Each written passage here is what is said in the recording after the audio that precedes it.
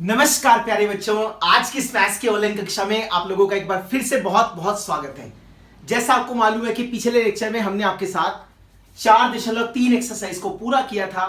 आज हम आपके लिए 4.4 एक्सरसाइज लेके आए हैं, जो कि इस चैप्टर की सबसे आसान एक्सरसाइज है और हरियाणा बोर्ड वालों को पिछले कुछ समय से कुछ ज्यादा ही पसंद आ रही है और वो लोग यहां से एक क्वेश्चन 3 नंबर का या 4 नंबर का लगभग बना रहे हैं। ठीक है जी, तो चलिए स्टार्ट करते हैं। इस एक्सरसाइज में हम आपको क्या पढ़ाने वाले हैं? इस एक्सरसाइज में द्विघात समीकरण के मूलों की प्रकृति के बारे में बताने वाले हैं। हम लोग द्विघात समीकरण के हल निकालते हैं, वो जो हल निकलते हैं वो किस तरीके के होंगे उसके बारे में हम लोग बात करेंगे। ठीक है, आपको याद होगा मैंने आपको जब 4.3 में दूसरा क्वेश्चन पढ़ाया था तो वहां पे आपको एक द्विघात सूत्र बताया था, है ना? सबको याद होगा, एक बार रिवाइज कर लेते हैं। मान लीजिए हमारे पास कोई भी द्विघात समीकरण दिया है जिसको मैंने लिखा है ax की शक्ति 2 जमा में bx जमा में c बराबर 0। आपको अच्छे से मालूम है a का मान 0 नहीं हो सकता। ये जो a b c है, a b c तीनों की तीनों क्या है? तीनों की तीनों क्या है? तीनों की तीनों वास्तविक संख्या है। फिर हमने आपको बताया था हम यहां से d निकालते हैं। d आपको याद होगा अच्छे से, क्या बताया था? b की शक्ति 2 माइनस का 4ac ऐसे निकाला था। फिर हमने आपसे ये कहा था जी d के ना 3 मान हो सकते हैं, है ना? ऐसे ही होगा, d का मान या तो 0 से छोटा होगा, d का मान या तो 0 के बराबर होगा, या फिर जो d था उसका मान 0 से बड़ा होगा। आपको याद होगा ना, हमने आपको निकाल के दिखाया था विविध कर, है ना? विविध कर कैसे निकालते हैं? b की शक्ति 2 माइनस 4ac से। फिर हमने आपसे कहा था कि अगर इन दोनों में से कुछ भी आए, या तो d का मान 0 आए या तो 0 से बड़ा आए, तो हम लोग सूत्र लगाते हैं x बराबर माइनस का b प्लस माइनस वर्गमूल d और बटे में 2a। ठीक है, हमने आपको कहा था अगर ये आएगा तो हम ये नहीं लगाएंगे। क्यों नहीं लगाएंगे?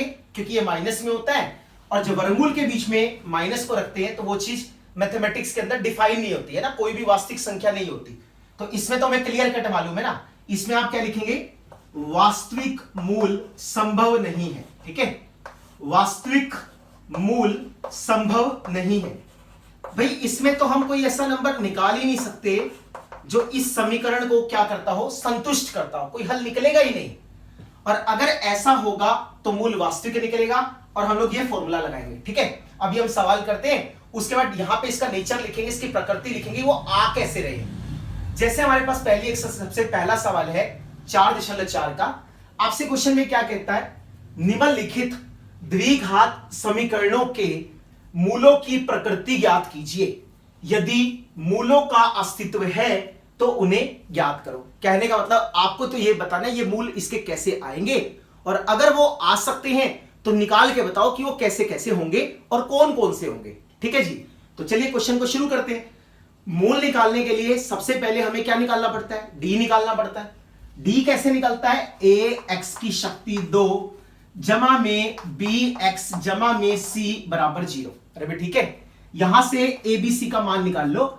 अगर मैं यहां से a का मान निकाल लूंगा 2, अगर मैं यहां से b का मान निकाल लूंगा तो कितना आएगा? -3, और अगर मैं यहां से c का मान निकाल लूंगा तो c का मान कितना आएगा? 5।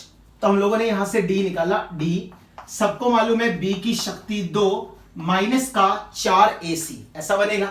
तो b हमारे पास किसके बराबर आएगा? -3 की शक्ति 2 माइनस का 4 गुना में 2 और गुना में 5।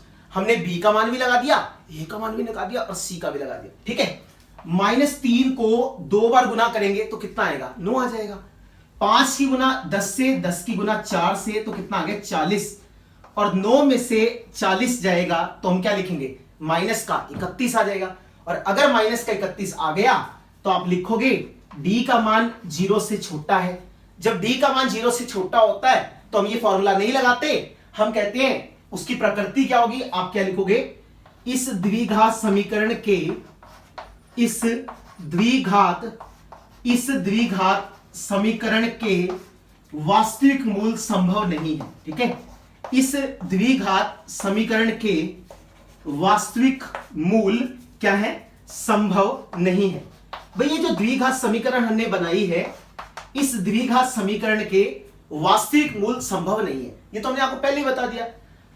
अगर आप थोड़ी सी तसल्ली करना चाहते हो तो आप इसको ऐसे देखो, x बराबर माइनस का b प्लस माइनस वर्गमूल d बटे में 2। मैं ऐसा क्यों कह रहा हूं, अब इसे मान लगा के देखो। हमने आपसे बोला b का मान कितना है -3, d का मान कितना है माइनस का 31 और a का मान कितना है 2। तो आप इसको लिखोगे 3 प्लस माइनस वर्गमूल माइनस 31 बटे 4। सब कुछ सही चल रहा है, बस ये वाली जो चीज है ना, ये वाली चीज हमें दर्द दे जाती है, क्योंकि आज तक हमने जितने भी नंबर पढ़े हैं उसके बीच में वर्गमूल में कोई भी माइनस वाली चीज नहीं आती।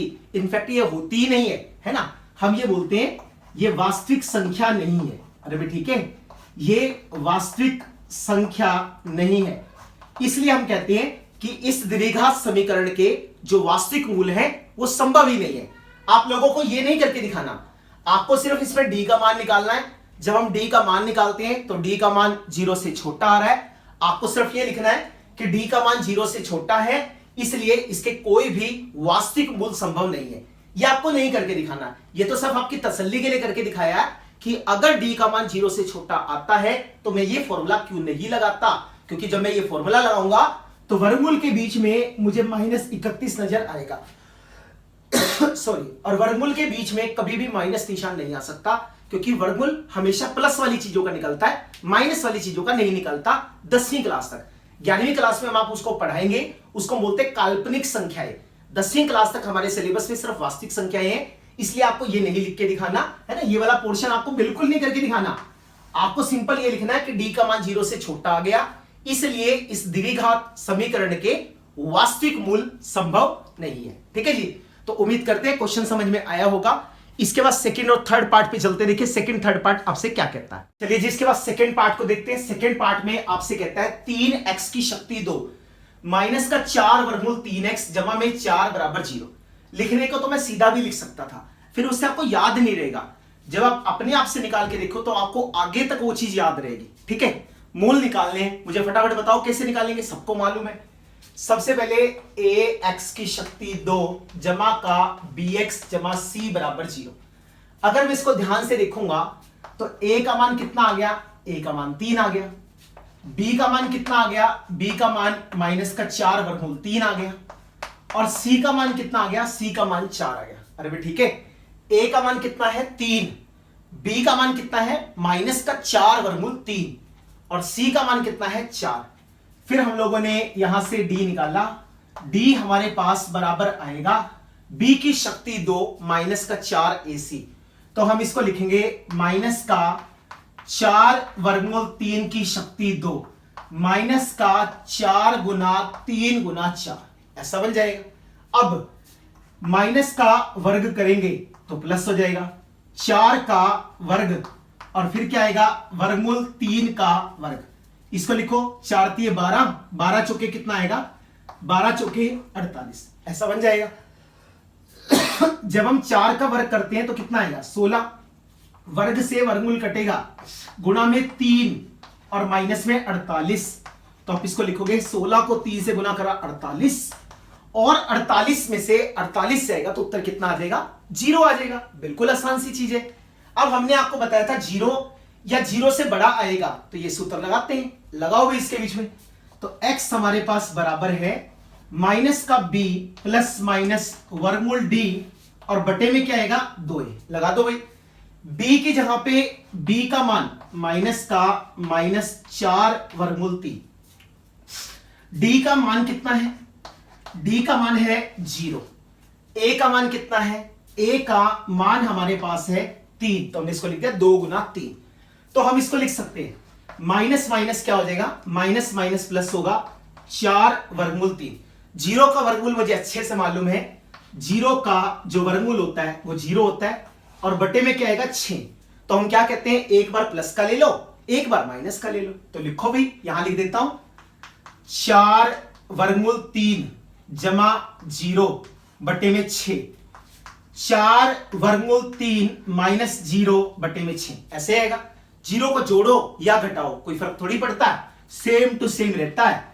4√3/6 और ये भी क्या आएगा 4√3/6। अब 2 के पाड़े से कटता है, काट दो, 2 दूनी 4, 2 तिया 6, ऐसे यहां पे 2 दूनी 4, 2 तिया 6। तो हमारे पास x का मान आ गया 2/3√3। ऐसे में इसको लिखूंगा 2/3√3, ऐसे आएगा। अगर मैं इनको ध्यान से देखूं तो मुझे एक चीज समझ में आती है, दोनों के दोनों बराबर हैं और दोनों के दोनों वास्तविक है। तो आपको अच्छे से याद करना है, जब भी d का मान 0 के बराबर होता है तो मूल क्या होते हैं, एक तो मूल होते हैं वास्तविक, वास्तविक का मतलब निकलेगा, वैल्यू कुछ ना कुछ आएगा, और क्या होते हैं वास्तविक और बराबर होते हैं। ठीक है, जो उसके मूल होते हैं वो क्या होते हैं वास्तविक और बराबर होते हैं। तो आप यहां पे लिख लेना है ना। आप क्या लिखोगे, मूल जो होंगे मूल वो कैसे आएंगे, एक तो आएंगे वास्तविक और एक कैसे आएंगे बराबर। अरे भाई ठीक है, एक तो वास्तविक संख्या आएगी और साथ में क्या आएंगे बराबर आएंगे। बस आपको यही चेक करना था, अपने दिमाग में अच्छे से बिठा लो। अगर d का मान 0 आ गया, अगर d का मान 0 आ गया तो उसके मूल वास्तविक और बराबर होंगे, और अगर मूल बराबर है तो d का मान 0 होगा। अब तक मैंने आपको 2 चीजें पढ़ा दी। d का मान 0 से छोटा था, आपने बोला वास्तविक मूल निकलना ही नहीं, जितना मर्जी जोर लगा लो।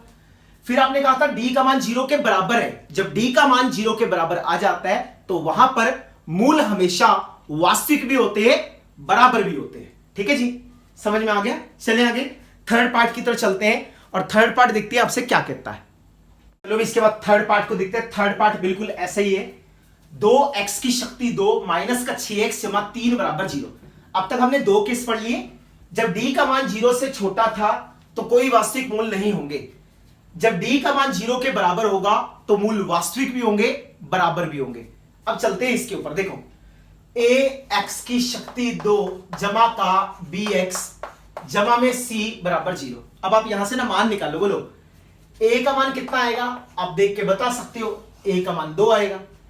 b का मान कितना आएगा, b का मान हमारे पास माइनस का 6 आएगा। फिर c का मान कितना है, c का मान 3 आएगा। फिर हमने क्या निकाला, हमने यहां से विविधकर निकाला d। तो सबको मालूम है विविधकर बराबर होता है b की शक्ति 2 माइनस का 4ac होता है।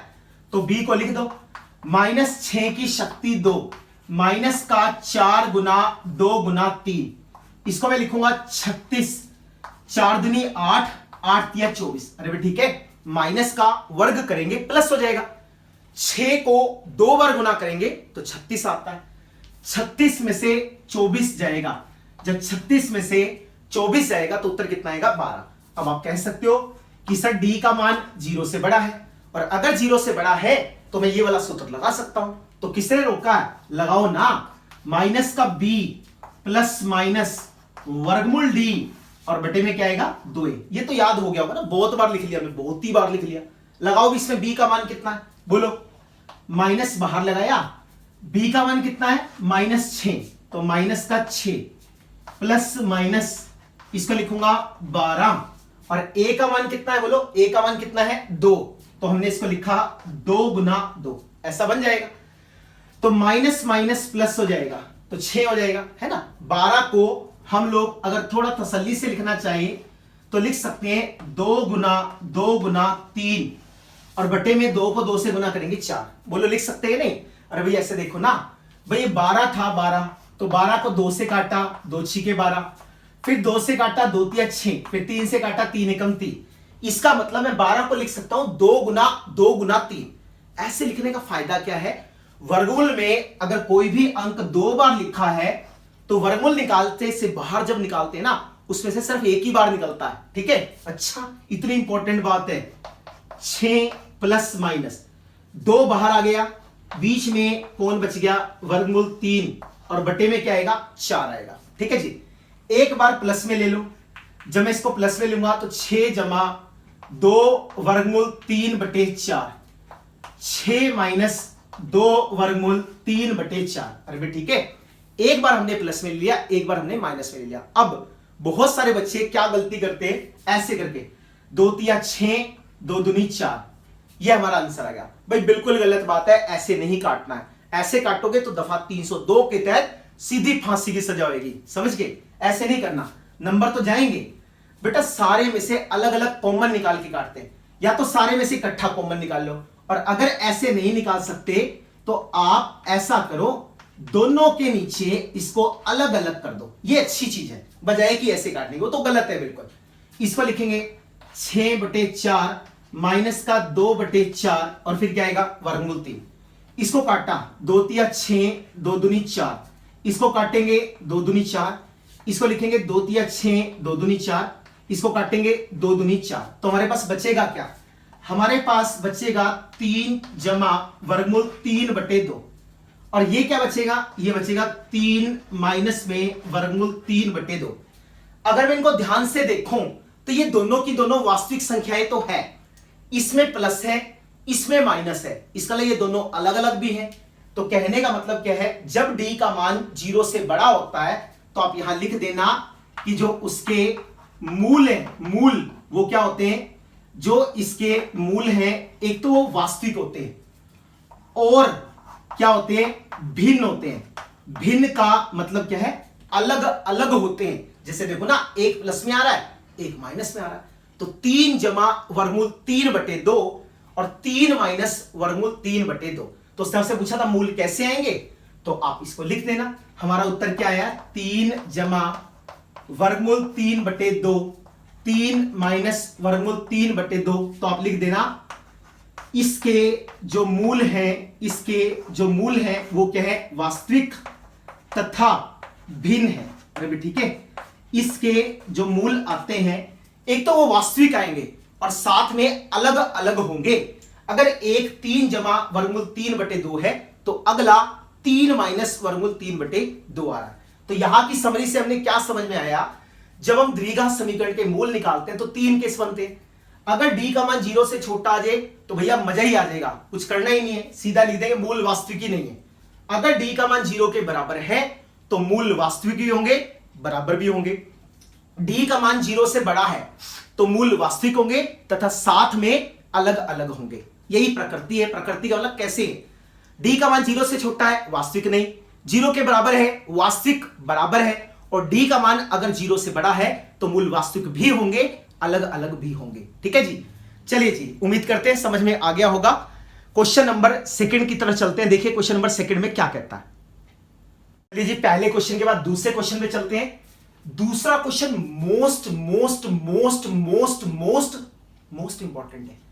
अगर आपकी किस्मत अच्छी रही तो यह सवाल आपको पेपर में 3 नंबर का देखने को मिलेगा, और किस्मत बुरी भी रही तो 1 नंबर का तो तब भी आएगा। यानी सवाल तो पेपर में आना ही आना है, इसलिए आप इसको ध्यान से समझना। ठीक है, बहुत इंपॉर्टेंट है, अच्छे से करना। निम्न में से प्रत्येक द्विघात समीकरण में k का ऐसा मान ज्ञात करो कि उसके दोनों मूल बराबर हैं। कहने का मतलब जब मैं इसका हल निकाल रहा हूं, इसके मूल निकाल रहा हूं तो बराबर आते हैं। अभी पिछले क्वेश्चन में मैंने आपको समझाया कि अगर मूल बराबर हैं तो वहां पे विविधकर का मान कितना होता है, 0। तो d का मान क्या है, 0 है। तो सीधी सी बात है, क्योंकि इसके मूल बराबर हैं तो आप क्या करोगे, आप यहां से d का मान निकालेंगे और d का मान निकाल के उसको क्या कर देंगे, 0 कर देंगे। ठीक है जी, करें इसको शुरू। देखो, ax की शक्ति 2 जमा में bx जमा में c किसके बराबर आएगा, 0। आप यहां से लिखो, a का मान 2 आ गया, b का मान k आ गया और c का मान कितना आ गया, 3 आ गया। फिर आप निकाल लो d, आपको अच्छे से मालूम है b की शक्ति 2 माइनस 4ac। ठीक है, b का मान कितना है, k, तो k की शक्ति 2 माइनस का 4 गुना a का मान कितना है, 2 और c का कितना है, 3। तो इसको लिख दो, k की शक्ति 2, 4 दूनी 8, 8 या 24। तो ऐसा आ गया। अब हमें क्या दिया है, इस द्विघात समीकरण के दोनों मूल बराबर हैं। तो आप क्या लिखोगे, क्योंकि द्विघात समीकरण के दोनों मूल बराबर हैं, क्योंकि द्विघात समीकरण के दोनों मूल क्या है, क्योंकि द्विघात समीकरण के दोनों मूल बराबर हैं तो वहां पर d का मान किसके बराबर होता है, 0 के बराबर होता है। तो k की शक्ति 2 माइनस का 24 किसके बराबर आएगा? 0, क्योंकि d तो हमने निकाल रखा है ना। तो इसको लिखो, तो k की शक्ति 2, ये माइनस का 24 जब ये उधर जाएगा तो प्लस का 24 हो जाएगा। तो आप यहां से k का मान निकाल लो। जब हम लोग वर्ग को हटाते हैं तो प्लस माइनस का निशान आता है और साथ में वर्गमूल लगा देते हैं। अगर आपको यहां पे छोड़ देना है तो बिल्कुल सही है, आपको पूरे नंबर मिलेंगे।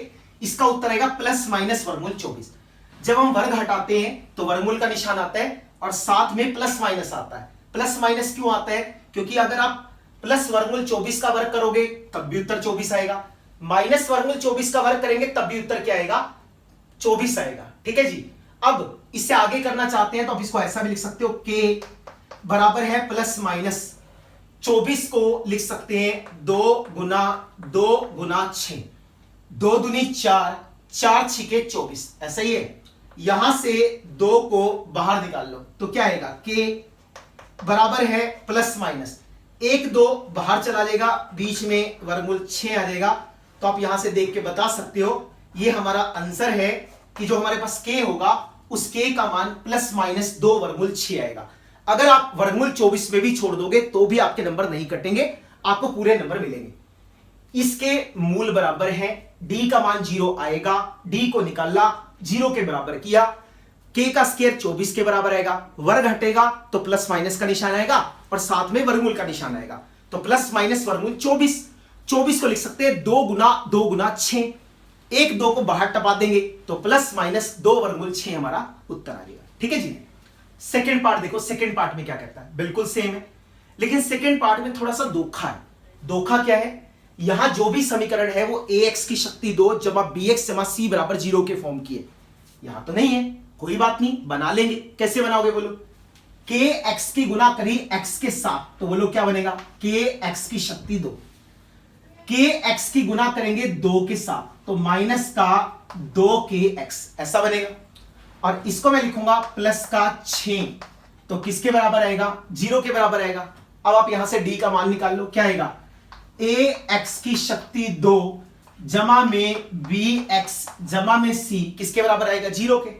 तब आप यहां से देख सकते हो a बराबर है k, b बराबर है माइनस का 2k और c बराबर है क्या? 6। तो d निकाल लो भाई, d फटाफट।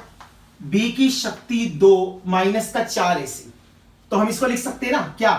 माइनस 2k की शक्ति 2 माइनस का 4 गुना k गुना 6, ऐसा बनेगा। जब माइनस 2 का वर्ग करेंगे तो क्या आएगा? 4k की शक्ति 2, इसकी गुना करेंगे तो क्या आएगा? माइनस का 24k, ऐसा आ जाएगा। फिर आप क्या लिखोगे? फिर आप यहां से लिखोगे कि जो इसके मूल है ना, मूल, इसके मूल बराबर है। अगर इसके मूल बराबर होते हैं तो मुझे अच्छे से मालूम है d का मान 0 के बराबर होता है, तो क्या आ जाएगा बोलो? 4k की शक्ति 2 माइनस का 24k किसके बराबर आ गया? 0 के। यहां से 4 भी बाहर आएगा, k भी बाहर आएगा, यहां क्या रह गया? k।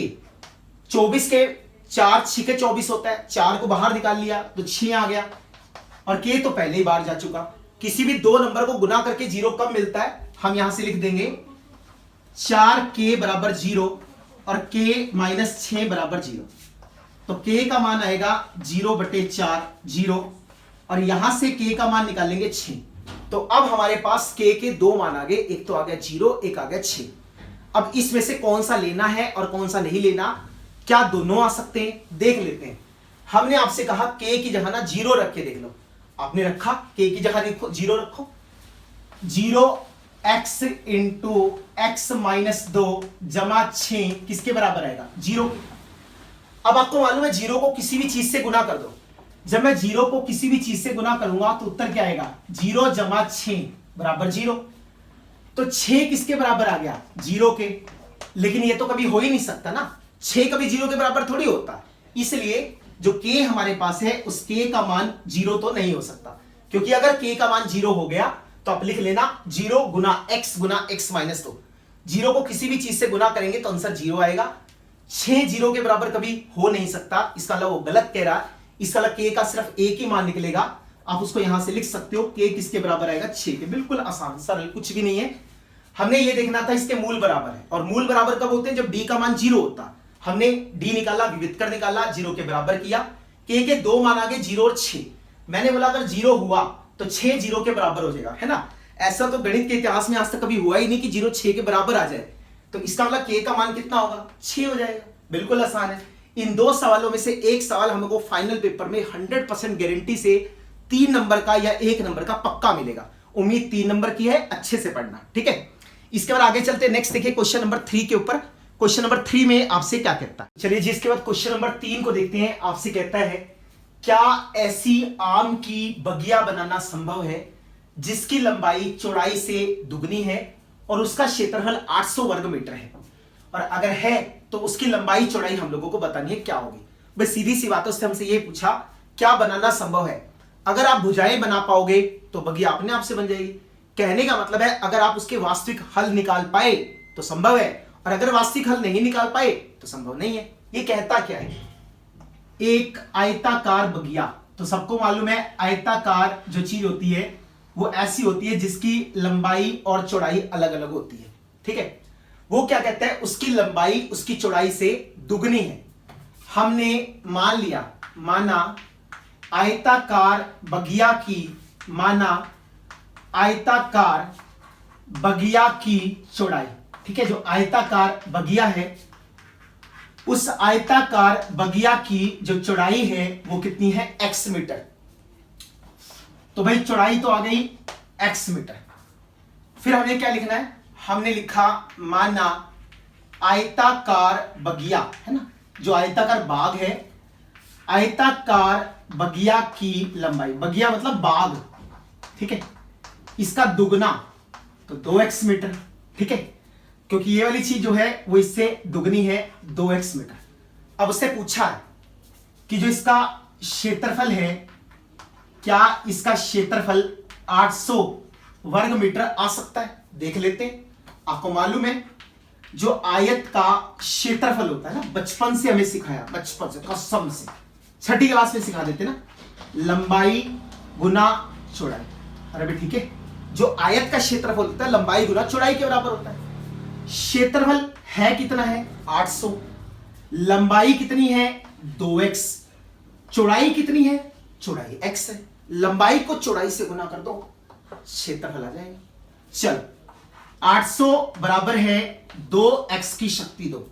2 किसका है? गुना का। नीचे लेके आओ, नीचे लेके आओ फटाफट, भाग का हो जाए। इसको काटो, किससे कटेगा? 400 से। तो x का मान वर्ग हटेगा तो वर्गमूल आएगा। अब आप कहोगे सर पिछले सवाल में प्लस माइनस लगाया था, इसमें नहीं लगाया। वहां पे x कुछ भी हो सकता है, यहां पे x भुजा है, भुजा कभी माइनस में नहीं होती, इसलिए मैंने माइनस नहीं लगाया। लगा भी देना, बाद में लिख देना नहीं हो सकता, एक ही बात है, मैं लगाया ही नहीं। 400 का वर्गमूल निकालो, सबको आता है। 2 से काटा 200, फिर 2 से काटेंगे 100, फिर 2 से काटेंगे 50, फिर 2 से काटेंगे 25, फिर 5 से लिखेंगे 5 5 25, और 5 से लिखेंगे 1। तो हम इसको लिख सकते हैं, बोलो क्या लिखोगे? 2 गुना 2 गुना 2 गुना 5 गुना 5, ऐसे ही होगा। इसमें से 1 2 बाहर, इसमें से 2 बाहर, इसमें से 5 बाहर, तो 2 गुना 2 गुना 5, तो 2 दूनी 4, 4 पंजे 20। तो इसका मतलब x का मान कितना आ गया? 20 मीटर आ गया। तो इसका मतलब जो हमारे पास चौड़ाई है, चौड़ाई तो आ गई कितनी? 20 मीटर।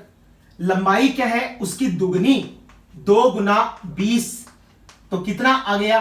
40 मीटर। अरे भी ठीक है, तो लंबाई तो आ गई 40 मीटर, चौड़ाई आ गई 20 मीटर, क्षेत्रफल कितना आएगा? 800 वर्ग मीटर।